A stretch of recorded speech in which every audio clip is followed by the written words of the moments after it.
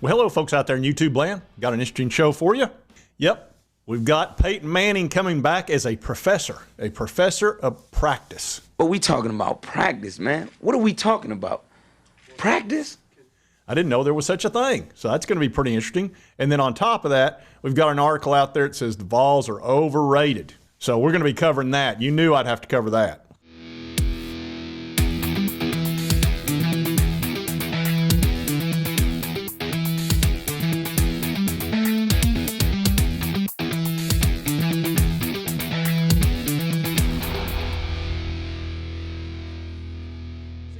So let's get into this Peyton Manning coming back as a professor. And this story, this is on Yahoo Sports, said Peyton Manning to return to Tennessee as a professor of practice. Now, I didn't know there was such a thing, but, you know, it makes some sense. If there's one thing that Peyton Manning's known for is preparation and being ready. And he was Mr. Practice, whether it was at UT or at Indianapolis, then at Denver. And whenever he was on the field, he was kind of another head coach. Out even in college, he was just known for being very cerebral and being prepared, and physically and mentally. So this is actually kind of interesting to me. It talks about Hall of Fame quarterback Peyton Manning added college professors to his list of post-NFL jobs. Of course, you know, he played from 94 through 97, including his senior year, which was a huge bonus back then because he could have gone to the NFL. He actually had a degree in speech communication, and then he went as the #1 draft to Indianapolis. They were terrible for a while, and then he got them really going well. And they started winning all the time. Retired in 2016, 5 MVP awards, 2 Super Bowl rings, 14 Pro Bowl appearances, and he just killed it. Now, he's known for doing a lot of media personality stuff, and you've seen him on Saturday Night Live. 55 Razor, son! Open, get open. Suck. He and his brothers are always cutting up and having fun. And if you've watched them on ESPN, they actually do a really good show that's counter to the normal ESPN Monday Night Football. And they sort of give the in-depth conversation that they would have if they were just watching it themselves. It's actually pretty popular. And it's, and you know, their insight, they're both being great NFL quarterbacks. They're going to see everything. So I can see why that's so popular. And he founded his own media company, Omaha Productions. What a shock. Omaha! Huh? And here it talks about his Monday Night Football, Manning cast, and all that. So I know the university's thrilled to have him back, and as a basically a guest professor, I guess. And you know people are going to be lining up to take that class. That'll be super popular. I would definitely have wanted to take that class when I was back at UT, but I'm thinking he was in like middle school or something when I was there in college. So that wouldn't have worked out so good. But now we're going to get into CBS. They came out, and this is Barrett Sallee, and he talks about Tennessee being overrated. He even has Alabama overrated. Oregon underrated, of course. Oregon, give me a break. He said Alabama's overrated, and the reason they think that is because they've got a quarterback situation. You know, they've had a #1 draft pick, Bryce Young, over there for years. It seems like he's been there about 5 years, and they've had nothing but great quarterback after great quarterback play.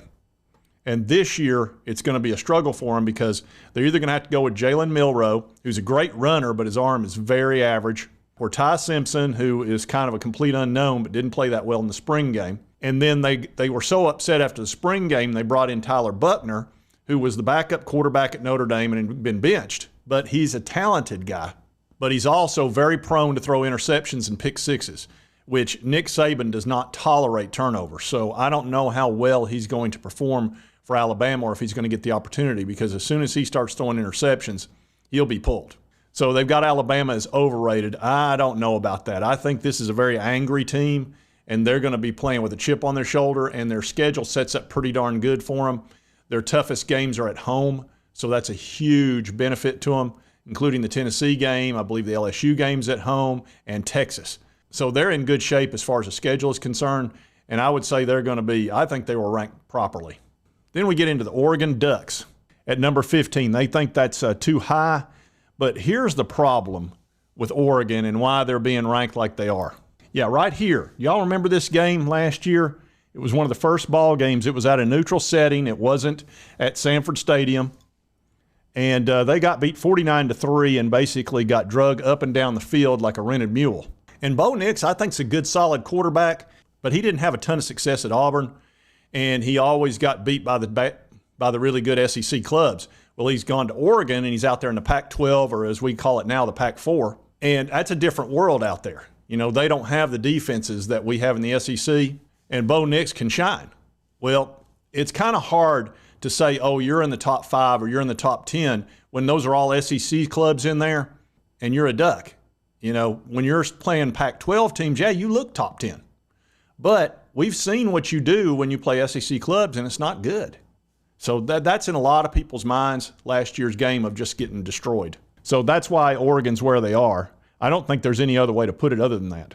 Now we've got Tennessee, who they've got as overrated. How dare you!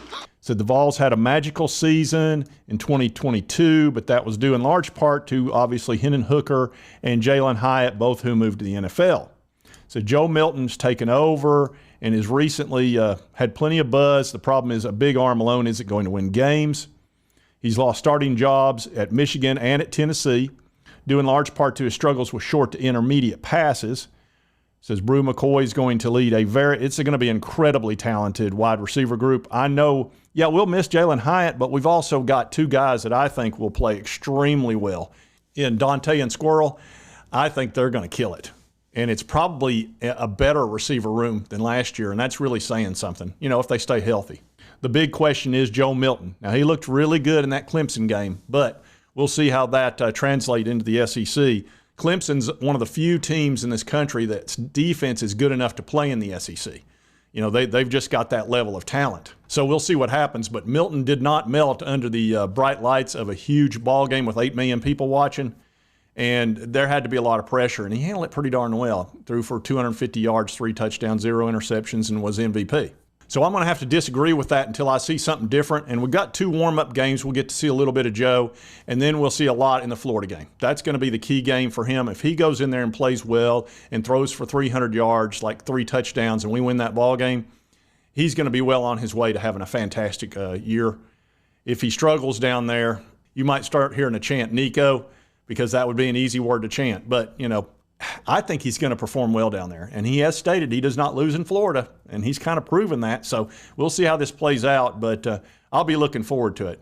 So anyway, I did want to cover those 2 stories. Obviously, the Peyton Manning thing's big news. And then somebody saying that we're overrated. You know, of course I'm going to cover that because that's just, it is what it is. That's a national media guy. And I actually like Barrett Saleh okay, so I'm not getting on him too much. And, you know, the questions in there are legitimate. But he's off on the wide receiver group. We're going to be fantastic. And the defense is going to be better, and that's the other thing he didn't discuss in this at all. He's not taking into account that, you know, we've only got one way to go in the defensive secondary, and that's up, and we've got real depth now. So I think we're going to see an improvement there, and that will offset a little bit if we're off where Hendon was. And at this time, I do want to cover my sponsor of today's video, and that's Sevierville Golf Club. Of course, I play on a very regular basis. It's a great facility. The conditions right now are just as good as you can possibly hope for. We've had a lot of rain this summer, but the course hasn't really been harmed by it at all. As a matter of fact, it's very lush, and the fairways are pretty much perfect. The greens are ideal. As I typically say, if you're missing a putt out there, that's your own fault because the greens are ideal. They're pristine. And I've been practicing out there quite a bit. They have a great practice facility right there in the middle of the facility, and it's ideal for working on your game. He's got a beautiful backswing. Dad, oh, he got all of that one. Whether you're working on your irons or, you know, working on everybody's always working on their driver, of course. And where people need to spend some time is on putting. And unfortunately, not a lot of people do that, but they have a great putting green out there. They have a chipping green. Anything you'd want to work on, you can do out there. And the 2 golf courses they have, the River, which is a fantastic golf course, really tough, and it'll challenge you. The Highlands is a little bit easier because it's shorter, but it's a lot of fun to play, and they're both in pristine condition. So be sure to check out Sevierville Golf Club. It's a great facility, and also if you get done or prior to, you want to get something to eat or drink, make sure to go into Mulligan's and plan that as part of your day because they have very good food and good service, so be sure to check out Mulligan's as well. And if you like this content, be sure to hit that like button. Lets me know to continue to cover the Vols, SEC, and all this good stuff. If you've not subscribed, it's on your right, my left. Just hit that little button. I would appreciate it. And right over here's the most recent video that YouTube thinks you'll love. And we'll see you next time on Sports Talk Jay.